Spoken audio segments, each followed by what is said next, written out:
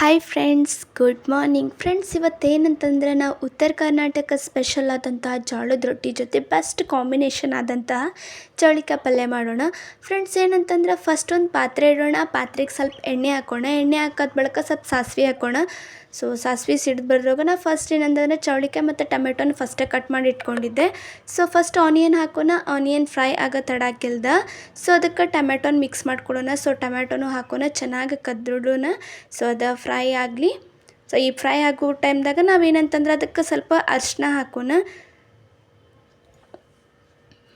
So ಅರಿಶಿನ ಹಾಕಿ ಇದನ್ನು ಚೆನ್ನಾಗಿ ಫ್ರೈ ಮಾಡ್ಕೊಂಡಾದ ಬಳಿಕ ಸ್ವಲ್ಪ ಉಪ್ಪು ಹಾಕೋಣ. ಸೊ ರುಚಿಗೆ ತಕ್ಕಷ್ಟು ಉಪ್ಪು ಹಾಕೋಣ. ಉಪ್ಪು ಜಾಸ್ತಿ ಹಾಕೋದು ಬೇಡ, ಯಾಕಂದರೆ ನಾವು ಹಸಿ ಖಾರನ ಹಾಕ್ತೀವಲ್ಲ, ಆಮೇಲೆ ಆ್ಯಡ್ ಮಾಡ್ತೀವಲ್ಲ. ಸೊ ಅದ್ರೊಳಗೆ ಹೆಂಗನೋ ಉಪ್ಪು ಇದ್ದೇ ಇರ್ತೈತಿ. ಸೊ ಈಗ ಸ್ವಲ್ಪ ಲೈಟಾಗಿ ಉಪ್ಪು ಹಾಕೋಣ. ಸೊ ಉಪ್ಪು ಹಾಕಿ ಚೆನ್ನಾಗಿ ಮಿಕ್ಸ್ ಮಾಡ್ಕೊಳ್ಳೋಣ.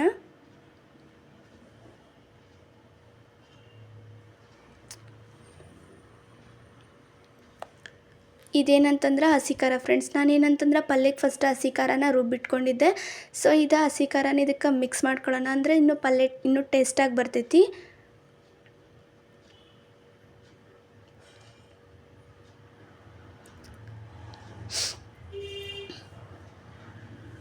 ಸೊ ನೋಡಿರಿ, ಈ ಥರ ಬರಾಕತ್ತೈತಿ. ಇವಾಗ ಚೆನ್ನಾಗಿ ಅದನ್ನು ಮಿಕ್ಸ್ ಮಾಡ್ಕೊಳ್ಳೋಣ. ಮಿಕ್ಸ್ ಮಾಡ್ಕೊಂಡಾದ ಬಳಿಕ ನಾ ಮೊದಲು ಸೋಸಿ ಮತ್ತು ಫ್ರೈ ಮಾಡಿ ಇಟ್ಕೊಂಡಿದ್ದೆ ಚೌಳಿಕಾಯಿನ. ಸೊ ಅದನ್ನು ಈ ಬಾಣಲಿಗೆ ಹಾಕೋಣ. ಇವಾಗ ಅದನ್ನು ಚೆನ್ನಾಗಿ ಮಿಕ್ಸ್ ಮಾಡ್ಕೊಳ್ಳೋಣ. ಸೊ ಅದು ಸ್ವಲ್ಪ ಚೌಳಿಕಾಯಿ ಟೊಮೆಟೊ ಮತ್ತು ಆನಿಯನ್ ಜೊತೆ ಸ್ವಲ್ಪ ಮಿಕ್ಸ್ ಆಗಲಿ. ಅಲ್ಲಿ ತನಕ ಏನಂತಂದರೆ ಇವಾಗ ಇದನ್ನು ಶೇಂಗಾ ಪುಡಿ ಫ್ರೆಂಡ್ಸ್. ನಾವೇನಂದ್ರೆ ಶೇಂಗಾನ ಫ್ರೈ ಮಾಡ್ಕೊಂಡಾದ ಬಳಿಕ ಅದಕ್ಕೆ ಸ್ವಲ್ಪ ಬೆಳ್ಳುಳ್ಳಿನ ಮತ್ತು ಶೇಂಗಾನ ನಾನು ಪೌಡ್ರ್ ಮಾಡ್ಕೊಂಡಿದ್ದೆ. ಸೊ ಅದೇನಂತಂದರೆ ಇನ್ನೂ ಚೌಳಿಕಾಯಿ ಪಲ್ಯಗೆ ಇನ್ನೂ ಟೇಸ್ಟ್ ಕೊಡ್ತೈತಿ. ಸೊ ಮೇಲೆ ಸ್ವಲ್ಪ ಗುರಳ್ ಹಿಂಡಿ ಹಾಕೋಣ. ಸೊ ಇದನ್ನು ಹಾಕಾದ ಬಳಿಕ ಇದನ್ನು ಚೆನ್ನಾಗಿ ಮಿಕ್ಸ್ ಮಾಡಿ. ಸೊ ಒಂದು ಗ್ಲಾಸಷ್ಟು ನೀರು ಹಾಕೋಣ ಕುದಿಯಾಕೆ, ಅಂದರೆ ಒಂದು ಸಣ್ಣದ ಚಾ ಕುಡಿಯಷ್ಟು ಕಪ್ ಆದ್ರೆ ಸಾಕು.